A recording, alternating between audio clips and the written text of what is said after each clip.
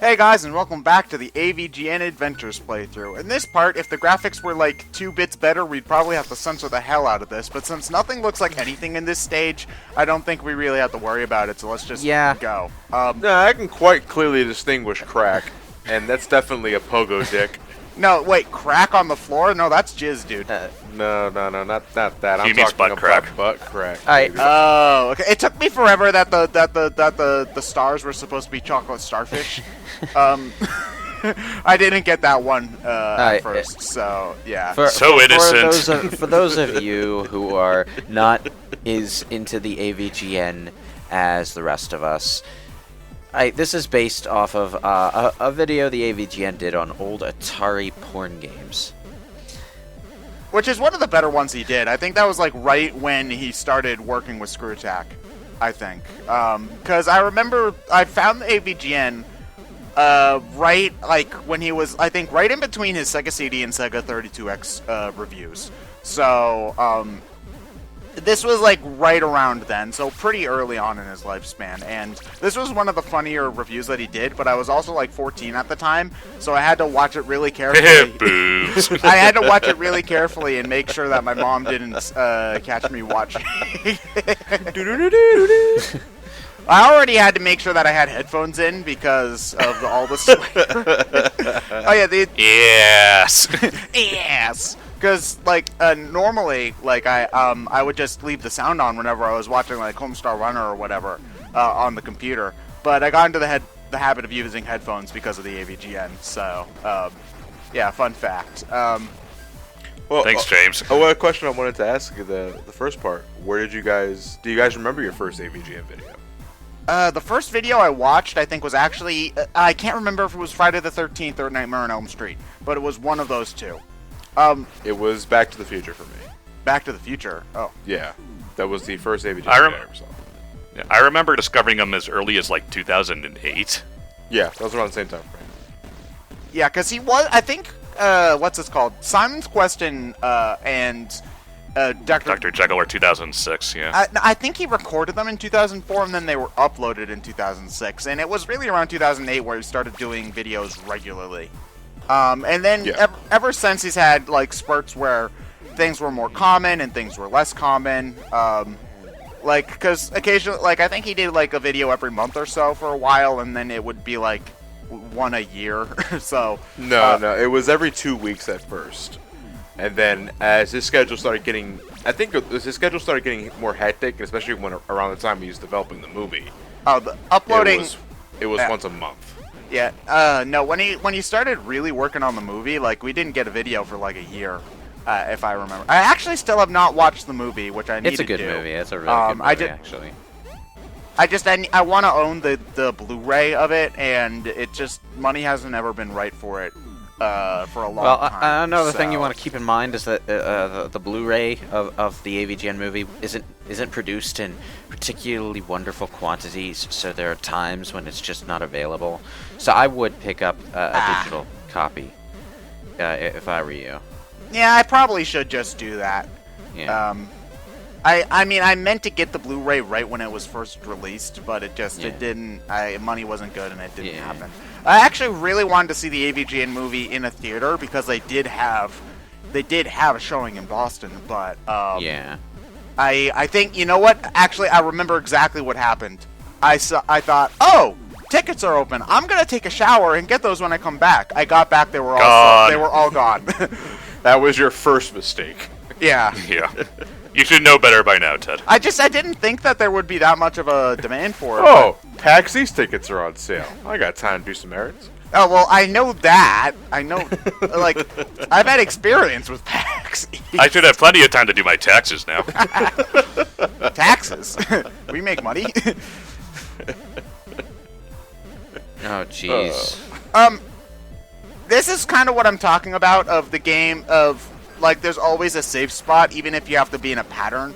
Like there, you could do a relatively mindless bounce in order to stay in between that in between that rotating obstacle, and then kind of plan your action from there. It's again, the game doesn't try to make things easy for you, but you can kind of make your way through it. This section was really annoying the first time I tried it, because most of the time you can tell where a disappear and reappearing death blocks are going to disappear and reappear because of the kind of tiled graphic set. Since this is based off of Atari and everything is straight lines and there's no tiles, it's a lot easier to run into those death blocks than in other stages. So I died there a lot. The background also scrolls a little, so you. Yeah, I've never heard of any Atari game with parallax scrolling, but you know, whatever. It's not very true to the times, Mr. Rolf. Yeah, but he's also still an 8-bit sprite, so you know. Also, I was say there's too much color in this game. To be fair, Atari games wouldn't have had parallax, but Nintendo games wouldn't have had nearly as much color as Shovel Knight does either. Dude, you just got teabagged to shit. Colonel? No, General Custer. General Custer is one of the hardest bosses in the game, honestly. It's also the only time in the game where it's a straight-up rip-off of the exact thing that's being parodied.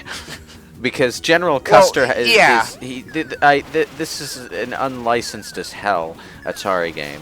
There's no legal protection on this IP whatsoever. I don't remember him being Jump and Come Man though. Yeah, well, here's the thing. Custer's Revenge is also one of the most despicable games ever created because your only goal is to rape a woman.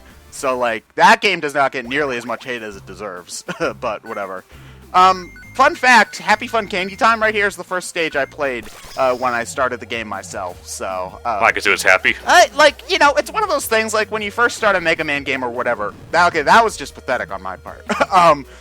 The happiest or greenest level is the level that your mind gravitates to as being the easiest.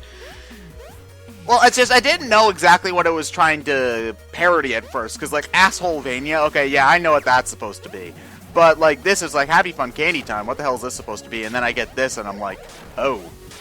But then again, I also think this is one of the easier levels, so if you don't care about the extra characters, this is a decent one to start with, I would think.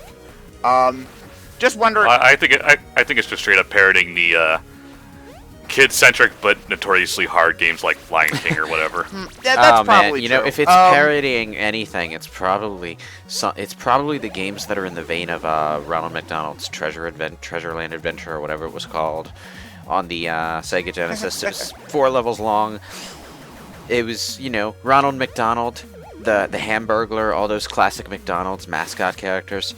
But it was also the kind of game where you had to jump up a tree and enemies would blindside you, Bubsy the Cat style. I have no idea how I beat that game as a kid because I can't beat it when I'm 27 years old. And suddenly that game is not so innocent anymore, is it? Just wondering, what did you guys pick for your first level when you tried this one? It was Assholevania for me. Assholevania? Yeah, Assholevania. Ah. I guess it's because it was the, like, oh, I like those games. Yeah, that's no. It was more. It was more than I think I was aware of what I thought I was aware of what I was getting into when I chose that stage. It's like, oh, it's Assholevania. There must be Medusa heads all over the place. You were clearly in midair for a second there. No, the game freaked out when I tried to jump underneath the log. Ryan, is what happened. If you were going into it expecting the Medusa heads, why did you pick that level first? The Medusa heads are. No, they're still there. Over with. They're still the there. Medusa heads are one of the most annoying things in video gaming history. Get it over with. Yeah. Honestly, if there's any stage you want to do to get it over with, it's Boo Haunted House. But I honestly do not recommend doing that level with without all 4 characters. So, Ow. Also, this area has Contra Syndrome, so Does it? Fuck it. It seems like you're able to fall down a decent distance. No, at certain points you get Contra Syndrome. Where like, the after you where the reach a screen certain locks. height. Okay. Death's getting to you, Ted. A little bit. It's not that the deaths here, it's that I kept on going like halfway through, saving myself and then dying. And also, this area is clearly Mario 2, so that's why I picked the music. And at some point, I just didn't give a shit about the Super Mega Ultra Death Christ, because there is a large group of enemies coming up where you're expected to use it. But honestly, like, I don't have that much trouble killing them normally, so... That's the one thing, actually, that I expected to see in the AVGN movie that didn't actually show up, was Super Mecha Death Christ. but it's not there. It makes no. There's a giant monster fight scene, but Super Mecha Death Christ is not in it. I guess he was trying to not, like, I don't know, like, the thing about the AVGN movie, I think, is that do you expect people who aren't AVGN fans to watch it? But you also kind of have to assume that anybody would be watching this character for the first time, so it's a little bit like a catch-22 with that sort of thing.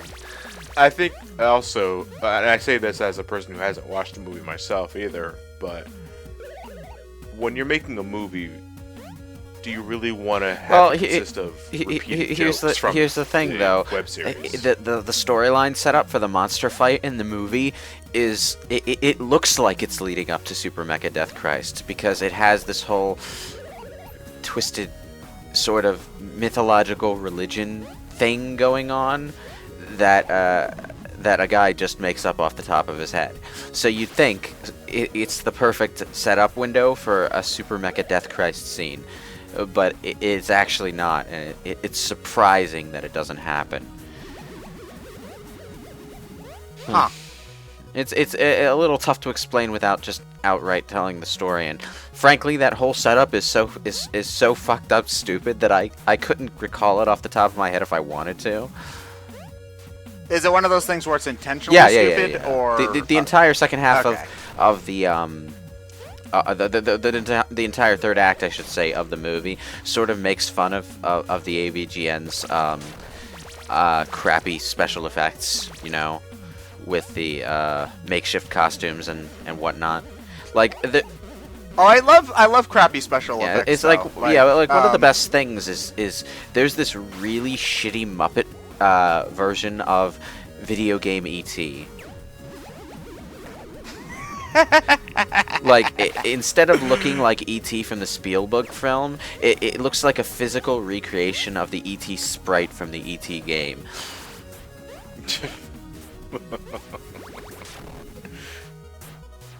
I should not have survived that, but whatever. One of the weirdest things, though, now that I think about E.T., is that for the sake of not stepping on any copyright things, everything in the AVGN movie is bland named, including E.T.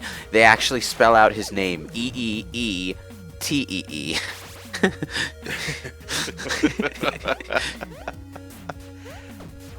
Have you ever seen Repo Man? No. Like the Emilio Estevez movie. No, I've heard of it, but I haven't seen it. It's 80s, but it also had the same generic labeling for everything. You keep getting killed by this one. At this point, is the Super Mecha Death Christ worth it? Well, yeah, because a bunch of bouncing purple testicles are coming up, and I know that's coming up, so I want to be able to take care of them, because without it, it's really fucking annoying. That right there, that's another one right there that you just slipped off, like, I'm sure.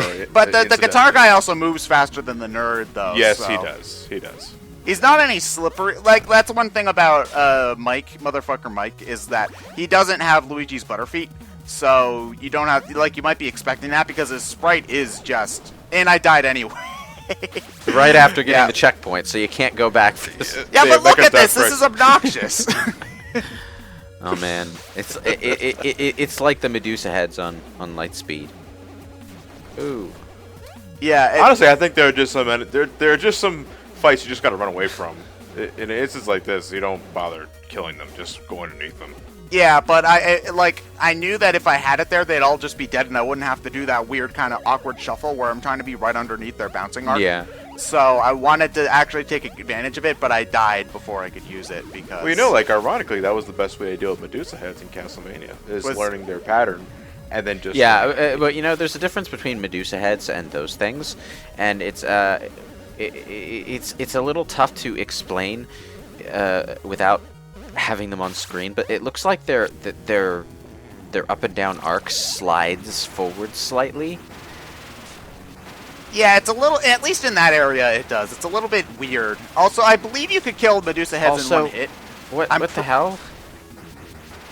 It's a unicorn diarrhea happiness on us. It looks like a My Little Ponies character. Like, yeah, this boss is actually really easy if you just stand on one platform the entire time. Because if you shuffle back and forth on the same platform, you're actually less likely to be hit by its arc. So, That's basically the trick to this one. Although its arc, Also, But you're its dying arc anyway. is not completely constant either. yeah, there's a random element to his projectiles too. So there is a little bit of luck to it, but it's the most consistent success I've had. Because otherwise you're always moving, trying to stay out of its way, and it goes pretty fast by the time you lower all of its health. The really devious And, thing as far as this strategy goes, though, is that this guy has a habit of dropping projectiles on you as he passes directly over your head. If you're doing this, Yeah. So you gotta. Yeah, and he goes too high to jump over as well. So like you might want to try falling off of the platform. Maybe that might help. I'm not really sure though. Like falling off the platform as he's going to the other side and then jumping back on before he hits you. But that might be a little bit devious itself. But yeah, I cut it really close. This is my last life. So you know, my palms were sweating. Knees weak. Palms are sweaty. No, not mom's spaghetti, John. Cool, Congratulations. the- Yeah. I want to know what your total death count is by the end of this. I mean, Oh well, it shows you at the end of the credits what my total. Oh, death it's like count is. Freedom I Planet don't in even that remember respect. how many times I died. Yeah. And Super Meat Boy. You're You're dead. Your friends are dead. Your family's dead. Your fucking pets are. You're going to hell. Live with it. Game over. It's stuff like that that just makes me really happy to see as a fan of the nerd. So